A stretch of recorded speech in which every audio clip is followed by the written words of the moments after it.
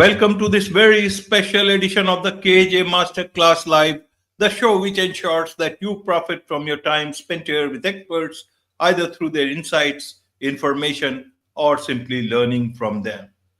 And today we have with us Dr. Angela Deulen. She is a licensed marriage and family therapist, a licensed professional clinical counselor, as well as a professor of psychology at California Baptist University. And we learned from her all about the mind of and the Bible, about and she bridges the gap between cutting edge brain science and timeless scripture. We learn about how understanding our brain wiring can lead to greater joy, deeper relationships, and profound spiritual growth. We learn practical ways to align our thinking with the way, as she says, we are fearfully and wonderfully made. Welcome to the show, Dr. Angela. Oh, thank you for having me. It's a privilege to be here. You are welcome. Welcome to the show, Dr. Angela. Welcome to India in this online form. And I'm sure not just in India, but a lot of people across the globe will benefit from what we are going to talk right now. We learn from you the connection between a biblical truth as well as brain science and the science of spiritual growth. We learn all this from you, but a little bit about your background, your story, your journey, so that the audience knows who they are listening to. Well, thank you for having me. Somebody asked me recently, one of my students, how I got interested in neuroscience. And it was really in response to a very simple question that was posed to me in graduate school. How can two people that grow up in the same house and have the same experiences, why does one heal and become resilient, become successful and achieve things and go on to be able to create good families and intact experiences for their children? And why does somebody else struggle with mental health or housing or all of those things as they journey through adulthood, having never been able to heal from developmental trauma or childhood wounds? And as I sat back and pondered the question, and I had not yet been exposed to behavioral neuroscience, this was 30 years ago. We knew less then than what we know now. But I just thought, I believe we are fearfully and wonderfully made. And I suspect that the answer to this question lies somewhere in our psychophysiology. And that was how I started to delve into the behavioral neuroscience around trauma, healing, uh, regeneration of the mind. How do some people grow spiritually and others seem to get stuck? Why do those kinds of dynamics happen? In Christian circles, we refer to that as the process of sanctification. Why is that easier for some than others? And I found the answers and fell in love with behavioral neuroscience. So there's a little bit of my background. Absolutely. So, from a common person's perspective, Dr. Angela, how should they understand what is it that you are trying to do? What is it that you want to say about brain and biblical truths, if we can call it? Well, and I think it's even broader than that right now, AJ. I think I'm working on a new project. I'm finishing one and starting to work on another on the interpersonal neurobiology of community. How can we build more loving, more resilient communities through what we know about interpersonal neurobiology? And so I think the first thing that I would say to listeners is we become what we pay attention to. So if we pay attention to things that are negative, things that we hate, people that we hate or dislike, ideas that rub us wrong, that initiates in us a cascade that results in what we call threat physiology. We go into a part of the brain, into the limbic system, and that triggers, for some people, fight and flight responses, for some people, other forms of that threat physiology. We get a lot of cortisol going through our body, our brain and our body, that diverts blood flow away from our heart. Actually, it diverts blood flow away from the prefrontal cortex where empathy and altruism are, but also higher order reasoning and being able to think before you act. And short term threat physiology is good for us. It helps us survive. If I'm being chased by a bear, I need some cortisol and some adrenaline to run away from the bear or pick something up and throw at him. But to live that way and to respond to other people that way damages my body and my brain. It puts me at a higher risk for all forms of cancer, higher risk of dementia, all forms of mental illness, higher rates of cardiovascular disease, diabetes. Almost all negative health outcomes are increased by me being in this negative or angry state. And it doesn't have to just be anger or hate, just being negative, that getting stuck in the negative pathways in our brain prevent us from experiencing joy. And it shuts down a major neuromodulator. It's called brain derived neurotrophic factor. But that neuromodulator, we call it the brain's fertilizer because it's absolutely necessary for neuroplasticity. Neuroplasticity is your brain's ability to heal, rewire, spiritual growth. You don't have spiritual growth, you don't have learning and memory really without this brain derived neurotrophic factor, BDNF. And so you stunt all of your life and your relationships by staying in that threat physiology.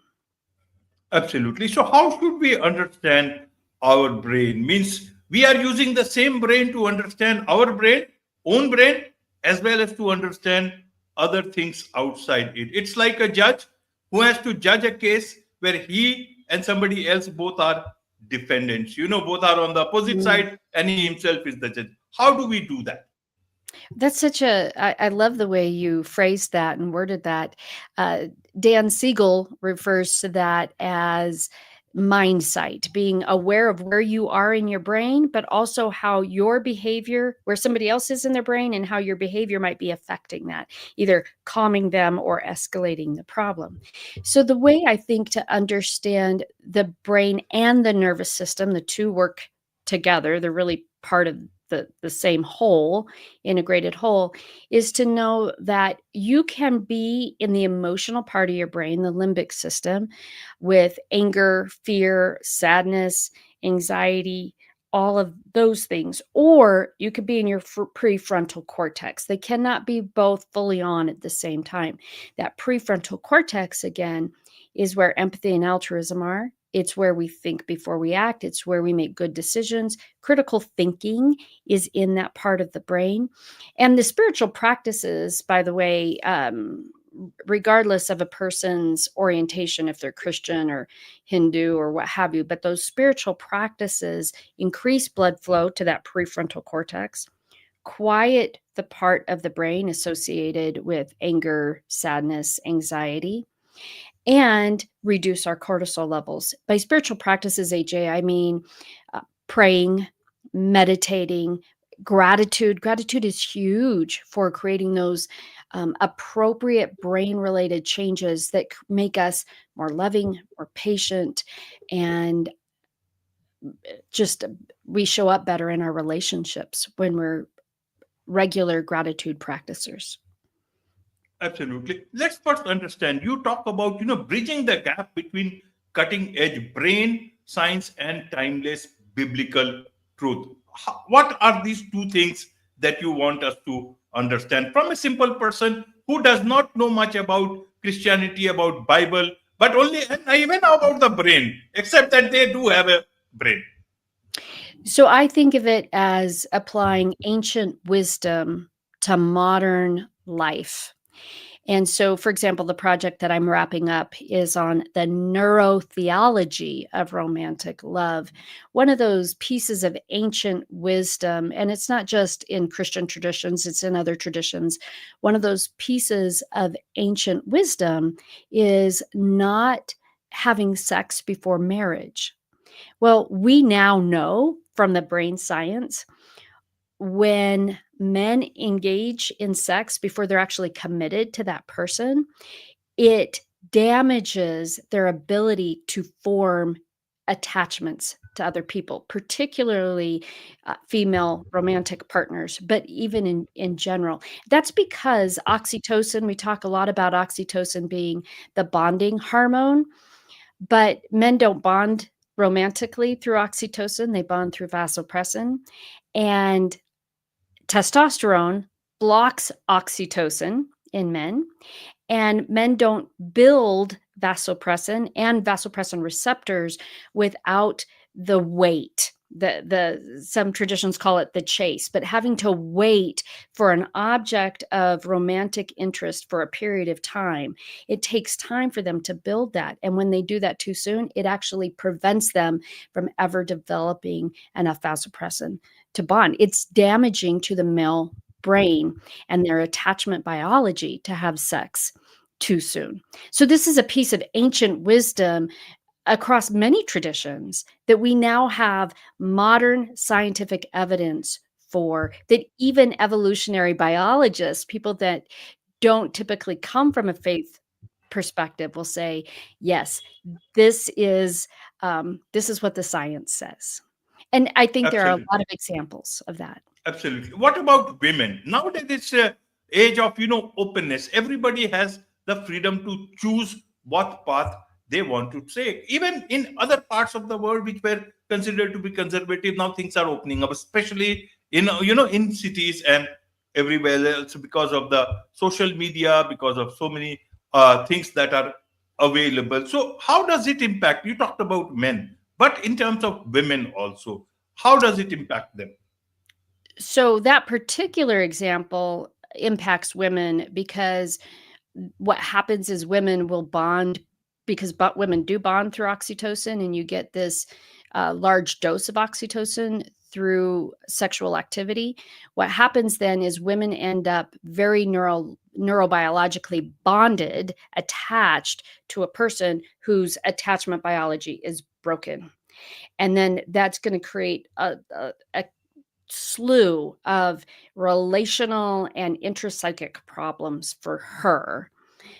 But I think just in general, I think when you can look at some of these ancient traditions, and I'm pretty modern in my idea of the view of women. I mean, I'm a female academic, and that necessarily always jives with ancient traditions. So, but I do believe that there's, for even us as women, there are just nuggets of wisdom in ancient traditions that are reinforced by what we know in the science of neurobiology.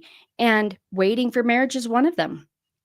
You're much more likely to end up with a mate who's going to treat you the way you want to be treated, because they biologically bonded to you, if you wait in at least until there's a commitment. And that's the whole thing. It's difficult to say, well, when is he committed? He might think he's committed because he's got all of this dopamine and all these other neurochemicals on board that tell him, oh yeah, she's the one.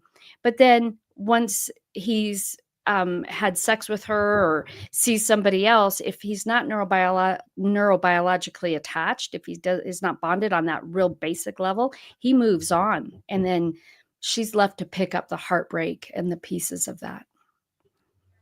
Absolutely, absolutely. Now, to understand another part, you talked about that people in same house, same situation, they grow up differently. And then you are also an author. You talk about, that we are all, each individual is wonderfully and fearfully made on purpose and for a purpose. And that it is all, the important part is to understand God's design. So is it that our environments, even being the same, even if we grow different to be different people, it is not only because the way we have been developed, but it is also part of the bigger God's design, his purpose, or our own purpose that we have to achieve? How should one understand that? Should we understand that as a strength or a weakness? Because somebody in a very rich family one person runs behind the riches, the other person becomes an author. Is that a weakness or is that a strength? How do we understand from what you want to say, from what wisdom of the of our scriptures say, or even the wisdom of the brain says? Help us understand. I'm not a very normal person who wants to understand these things. Yes. Well, I think that it goes back to what I said earlier. We become what we pay attention to in our thought life, in our inner world, because the brain attenuates to stimuli. So if we are thinking thoughts, I mean, think of two people with developmental trauma, and one person is constantly focused on, I'm bad, I'm ashamed of myself, maybe I shouldn't be here, I'm a mistake, things are never going to change, things are never going to get better, there's nothing I could do about my circumstances. That is going to create brain related changes that are going to affect how the brain develops. For example, they won't fully develop that prefrontal cortex. And it not only informs the way they think, but it keeps their nervous system in constant, what we call a sympathetic nervous system state. So they're ramped up all the time, and they don't sleep well. They develop more medical related problems. But it also, because it blocks while they're developing, while they're growing, because it blocks that brain-derived neurotrophic factor, and actually can interfere with something else that we call pruning, neural pruning in the brain, where the brain appropriately prunes away neural connections we don't need, then we see the development of secondary disorders, depression, anxiety, sometimes more severe mental illness like bipolar disorder. It can increase the risk for, if you have the genetic predisposition, it can increase the risk for schizophrenia. But we also see that because the way that the brain-derived neurotrophic factor is critical for learning and memory, now you have somebody who developmentally, it's more difficult for them to learn new behaviors. It's more difficult for them to just learn in school. They're much more likely to have a learning disability. It's more difficult for them to grow spiritually or even just to develop emotional intelligence, versus maybe their sibling who has the same set of circumstances but has a different way of thinking about things. Maybe the thought is just, I can't wait to grow up and get out of this house. I'm going to go get a job. I'm going to be okay.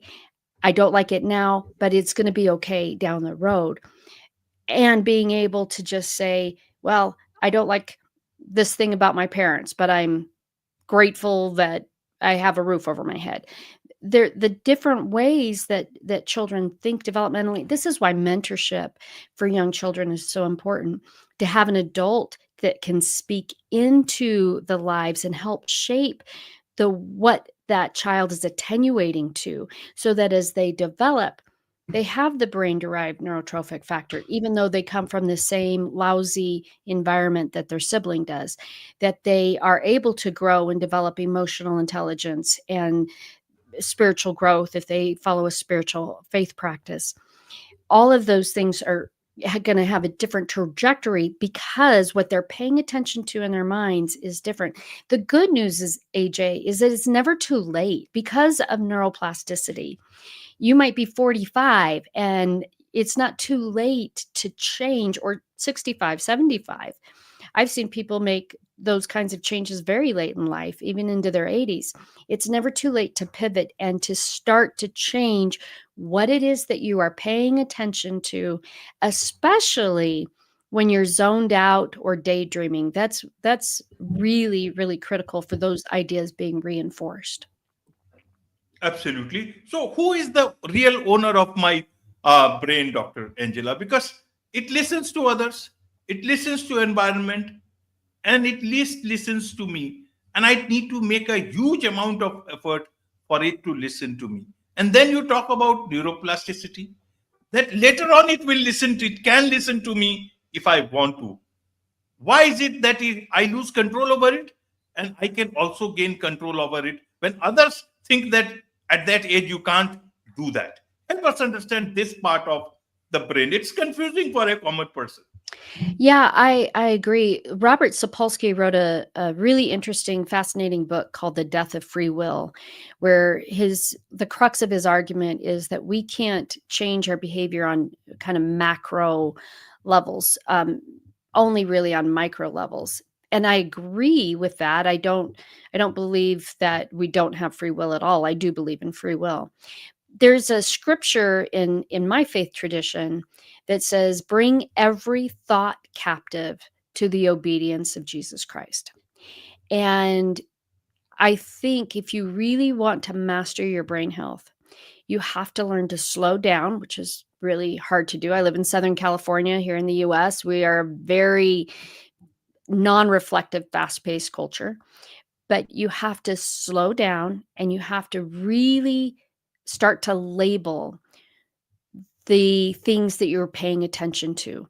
Really think through what those things are. One of the simple things is learning to savor the positive. There's something we refer to as yeah, but thinking, where you dismiss the positive by saying, somebody compliments you and you're like, yeah, but, I made a mistake.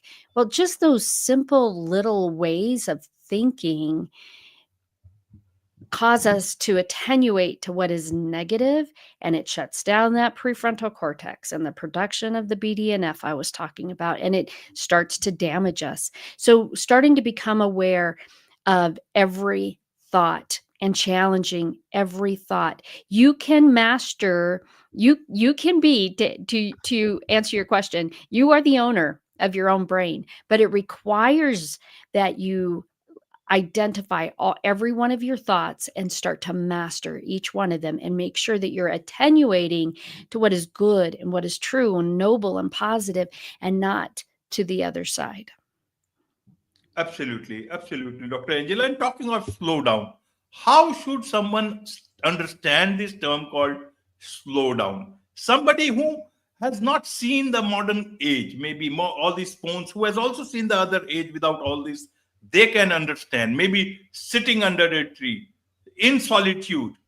But how does a person who has grown, say, the modern kids, they have grown with a phone, they only know about these things, how will they understand? For example, what is slow down? A person, sitting still under a tree, his mind disturbed, with phone around him, or a person, moving at the speed of light inside that plane, and still is very calm, trying is very much within his control. What is slow down here? I think it goes to two things. One is, this is why the spiritual practices are so important, because if you are really following the spiritual practices, if you're meditating, if you're praying, you shouldn't be on your phone. That should be, put away. And that does all of these, like I said, really wonderful things for your brain. And they help train that nervous system to slow down, to pause. It has a calming effect, quieting the nervous system. And that's so important in just regulating thoughts and behavior. But I think that the second part of that is just to train yourself, maybe start with 10 or 20 minutes a day. It's difficult. People today do not like the feeling of being bored. When they get bored, they sometimes feel a little anxious. They want to go after that dopamine hit. So they're going to get on their phone and start scrolling on an app, TikTok or what have you.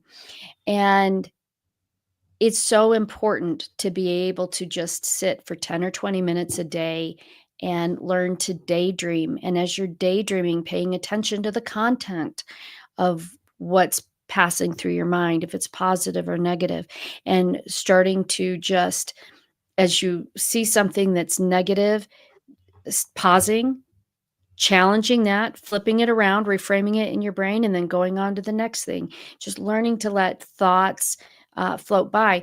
And a person can start with 10 minutes a day and give themselves permission to be bored.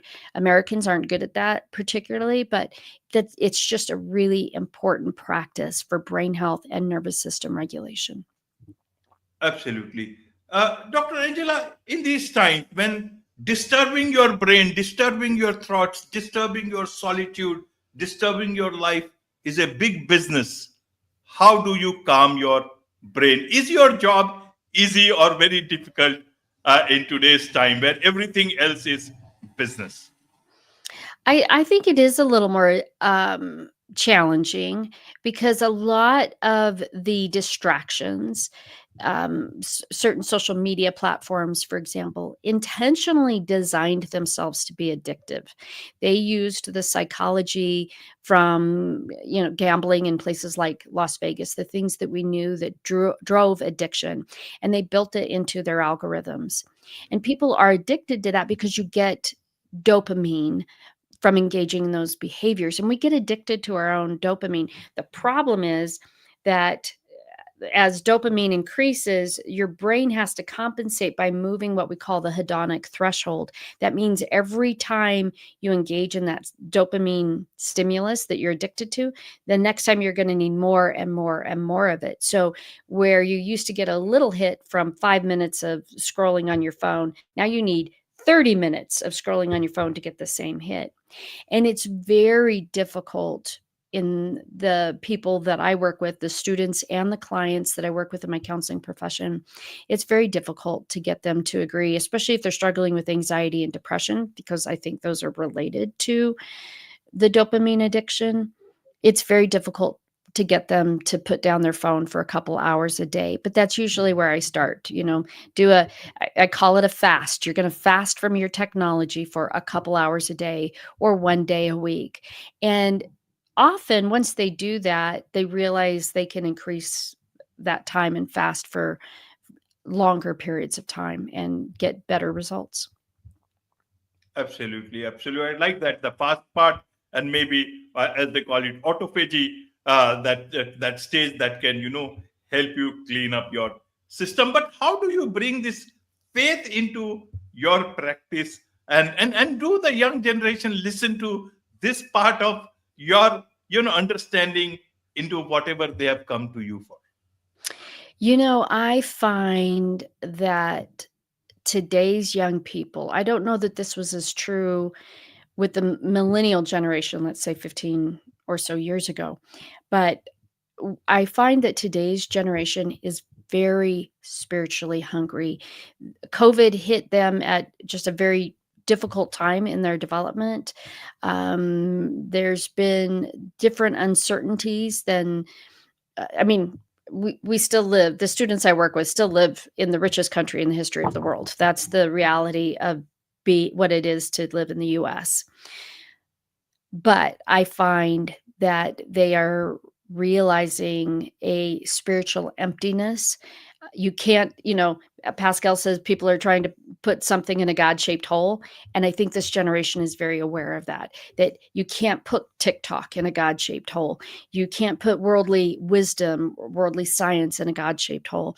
That we were created for connection first with God and then with each other. And I find that this generation is extremely responsive to questions of faith and want to think deeply about how to integrate their faith with their academic disciplines in ways that I think are more thoughtful than my generation or the generation before me.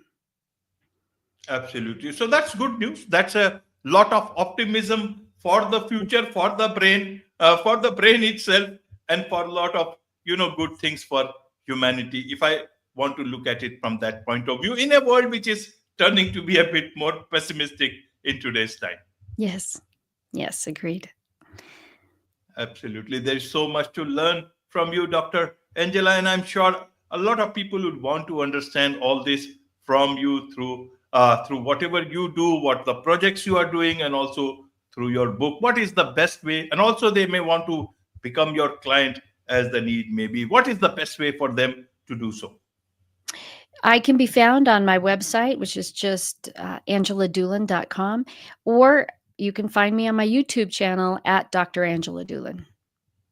Wonderful. With this, it's a wrap on this very special edition of the KAJ Masterclass Live. Thank you so much indeed for joining us. Thank you so much for having me. I appreciate it.